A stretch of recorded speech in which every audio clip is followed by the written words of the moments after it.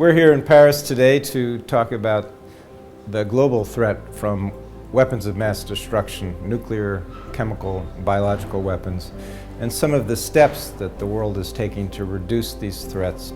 Of course, nuclear power production entails security risks because of possible misuse of the nuclear power and associated facilities, and in particular the use of plutonium for fabricating bombs.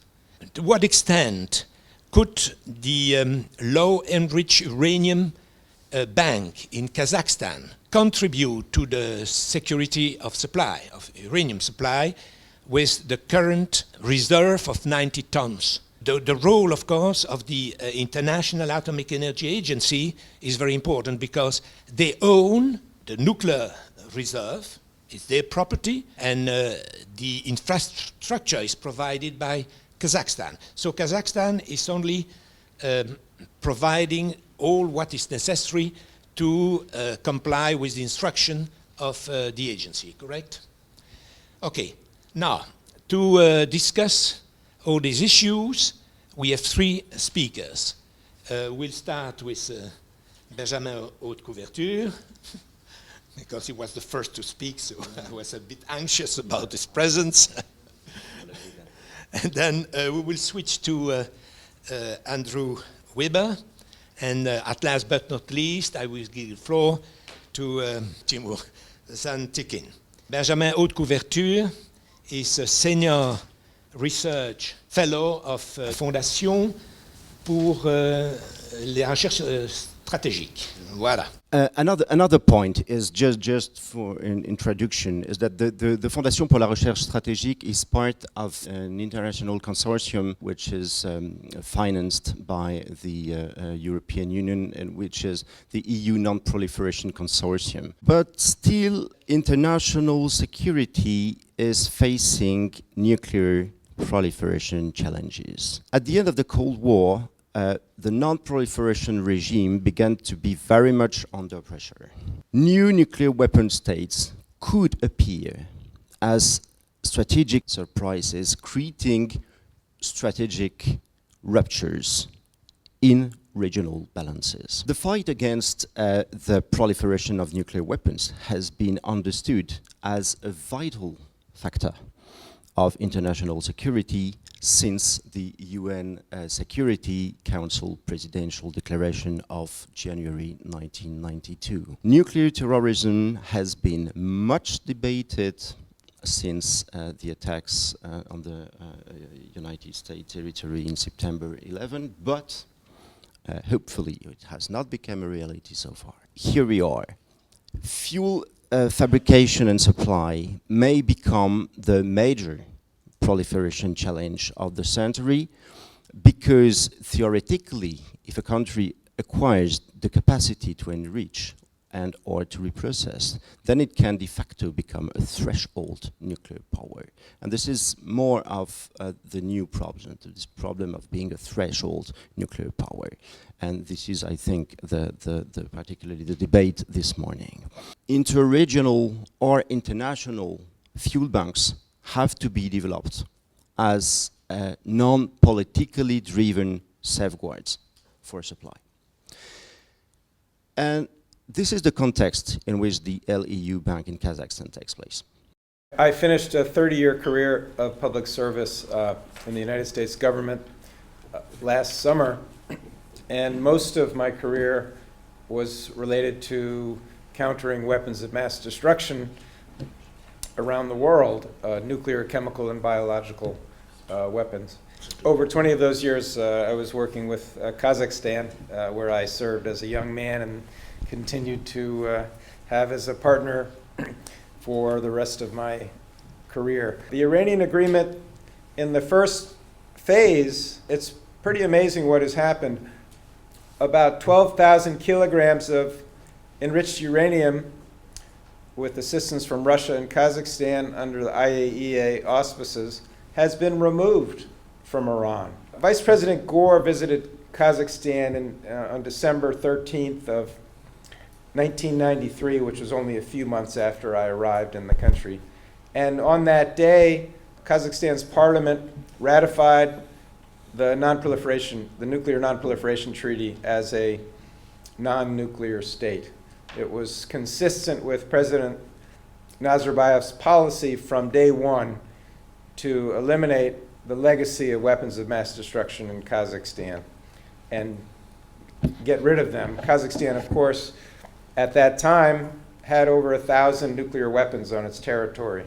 It was the fourth largest nuclear weapons state potentially in the world at the time.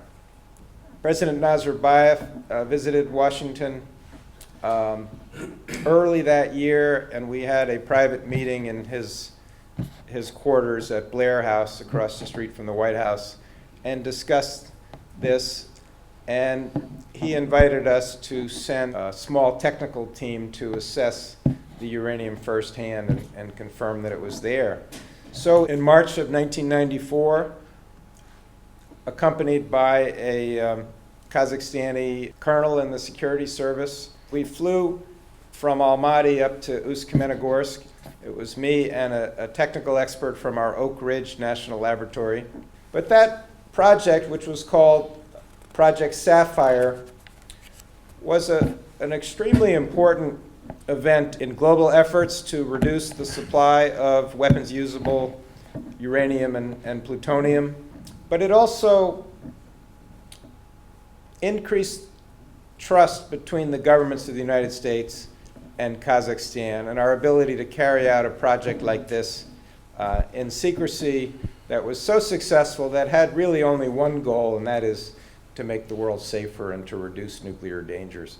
This was an example of another sensitive project that we accomplished with Kazakhstan under President Nazarbayev's very steadfast, consistent policy of reducing WMD risks, and especially the legacy that he inherited on the territory of Kazakhstan.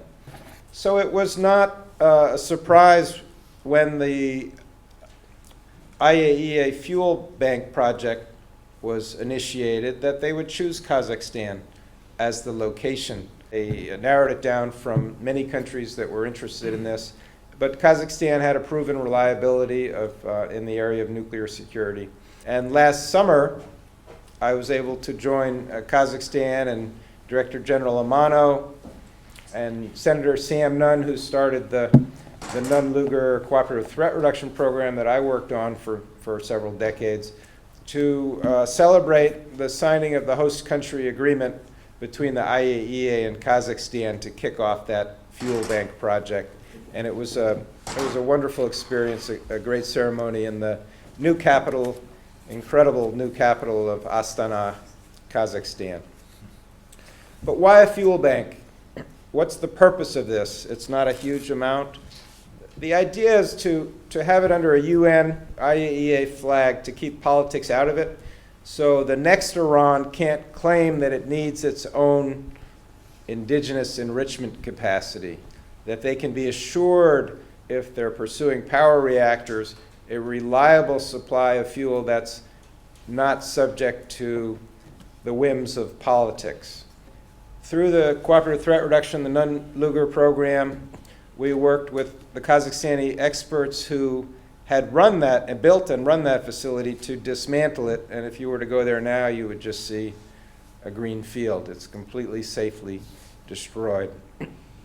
And we're building with Kazakhstan a new Central Asian Center for Disease Control in Almaty, a modern, safe disease control laboratory that will open next year as part of the global health security agenda to improve global capacity to prevent, detect, and respond to infectious disease outbreaks so we don't have a repeat of the Ebola situation that we all suffered through recently.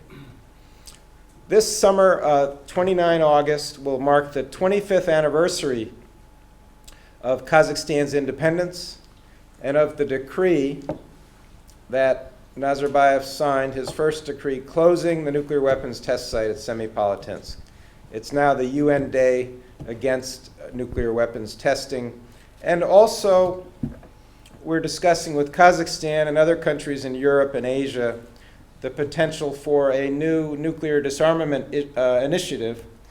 So, at last but not least, we will listen to the presentation of Timur Zantiki, Vice Chairman of the Committee of the Energy Ministry for Atomic and Energy Supervision and Control. So he's an expert in that matter. Well, the idea is that the agency will buy the material, and here you can see who is the sponsors of the projects. Nuclear Safety Initiative, this was the organization that launched this project, and then these countries joined the project. Kazakhstan spent some resources for it. Thank you very much. Negotiations lasted more than 3 years with the International Atomic Energy Agency, but at least we came to the agreement, and we think that it will be the contribution to the improvement of the nuclear security in the world and to the non-proliferation regime. Also, it can be used as a model for establishment of international facilities of nuclear fuel cycle with involvement of international organizations like IAEA. So this was the result of our work that was presented today. That's it.